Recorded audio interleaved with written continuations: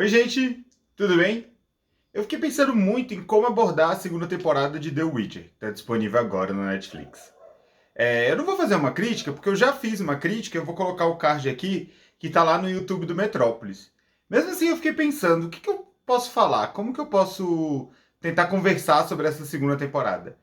E aí, depois de tanto pensar, eu cheguei a uma ideia. Eu não sei se vai dar muito certo, então eu convido você para embarcar isso comigo. Eu quero falar um pouco sobre como, neste exato momento que a gente está vivendo, eu estou gravando esse vídeo em dezembro de 2021. Sim, eu também estou apavorado que a gente já está em dezembro de 2021. E eu quero falar como, nesse exato momento, a fantasia está bombando no streaming. E eu acho que tem uma lógica por trás disso.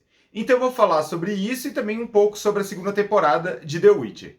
Tá? Vai dar certo. Confia em mim, se liga nisso e vê nesse vídeo. Meu nome é Luiz Prisco e esse é meu canal. Se você está chegando aqui agora, por favor, se inscreve no canal. Aqui sempre tem vídeo de cultura pop. Aproveita e ativa o sininho. Dessa forma, você fica sabendo de todos os vídeos novos que são lançados. E também deixa um like. E responde aí nos comentários. Você viu a segunda temporada de The Witcher? Gostou? Bora nessa!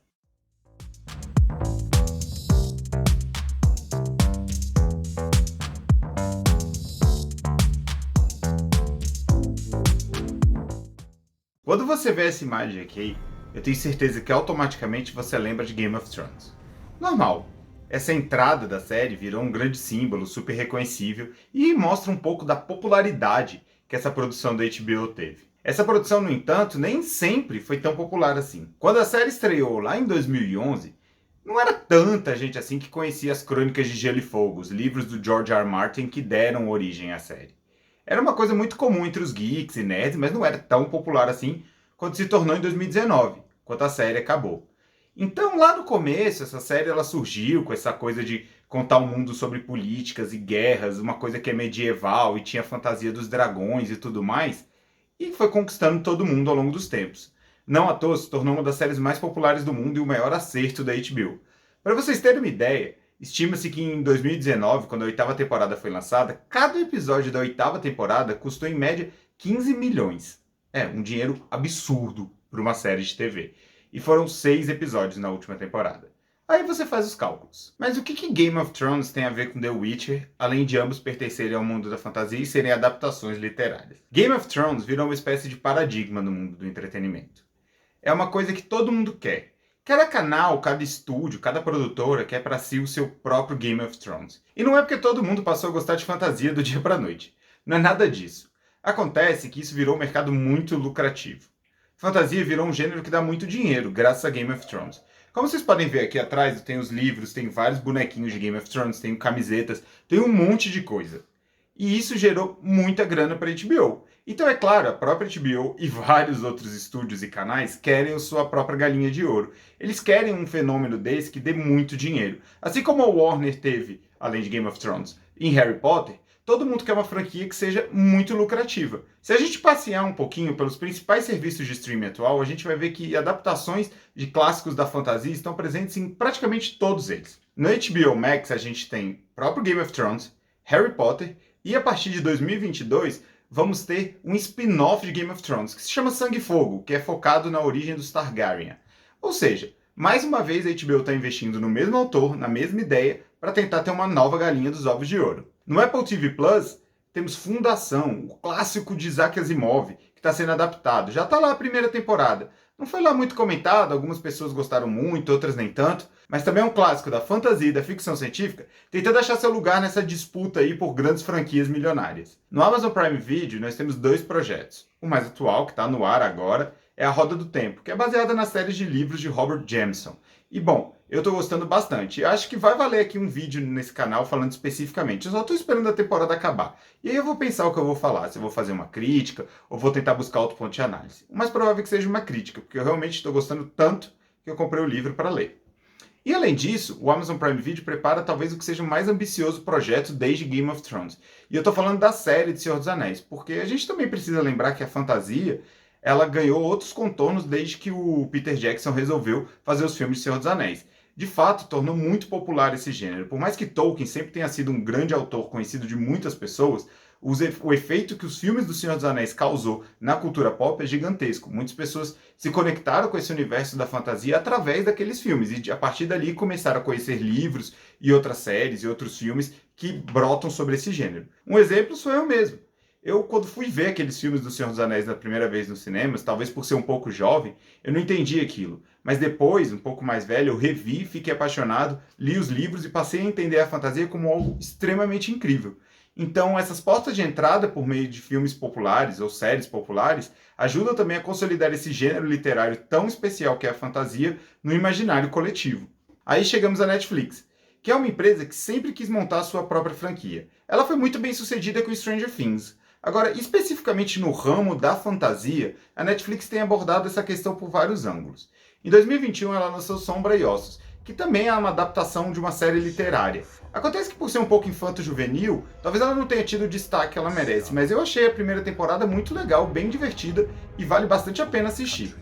E aí sim, vamos chegar no objeto desse vídeo, depois de toda essa introdução gigantesca.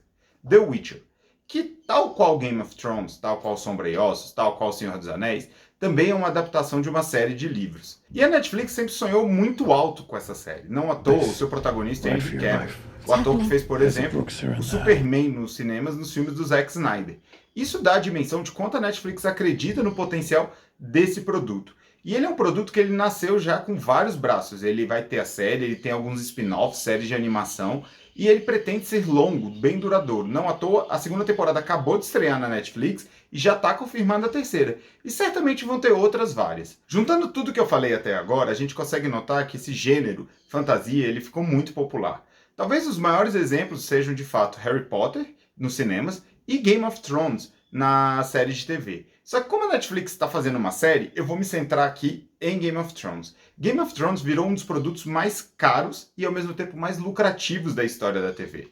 Ele virou a galinha dos ovos de ouro da HBO. Até hoje ele gera muita grana para a HBO. Não à toa ela está vindo com o spin-off que eu falei anteriormente, Sangue e Fogo. A Netflix está de olho nisso, então ela também quer ter sua galinha dos ovos de ouro. E ela tem apostado pesado em The Witcher. The Witcher tem o Henry Cavill, é uma série que é muito verborrágica, ela é muito grande, ela fala sobre tudo. E The Witcher, ele não existia só nos livros. É um projeto ambicioso porque ele também faz uma adaptação dos games.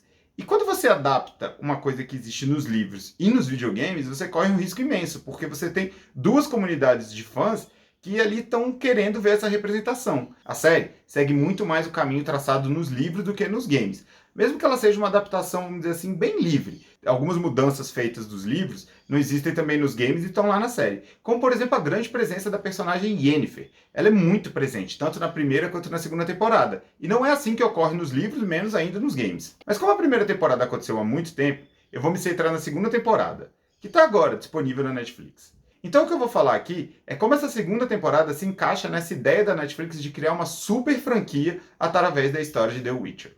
A segunda temporada, na minha opinião, ela melhora em muito alguns pontos problemáticos da primeira temporada. Principalmente aquela, sabe, linhas do tempo confusa que tem na primeira temporada. É uma confusão tão grande que às vezes desanima a seguir, dá preguiça mesmo, o ritmo fica lento porque você não entende o que está acontecendo. Na segunda temporada as coisas fluem muito melhor. E ao mesmo tempo que as coisas estão mais simples, elas ficam mais pop. E por ficarem mais pop, elas acabam decorrendo em muito mais cenas de ação, e muito mais conflitos, em coisas que vão indo muito mais rápido e um ritmo muito mais ágil. Assim, virando uma peça essencial na tentativa da Netflix em transformar The Witcher no seu Game of Thrones. Quando eu estou falando isso, eu não estou comparando as histórias. Game of Thrones, me parece, é muito mais profundo, muito mais denso, tem muito mais personagens, tem muito mais enredos interessantes do que The Witcher. The Witcher é uma série um pouco mais simples. Na segunda temporada, principalmente, é o Geralt de Rivia, né, o personagem do Henry Cavill, protegendo a Cirilla, personagem da Freya Allan, e ali junto de Yennefer, que é a personagem da Anya Charlotta. Esses três personagens giram em torno deles e tem alguma tentativa de criar conspirações políticas, guerra entre reinos, isso tudo de uma forma muito mais simples do que Game of Thrones.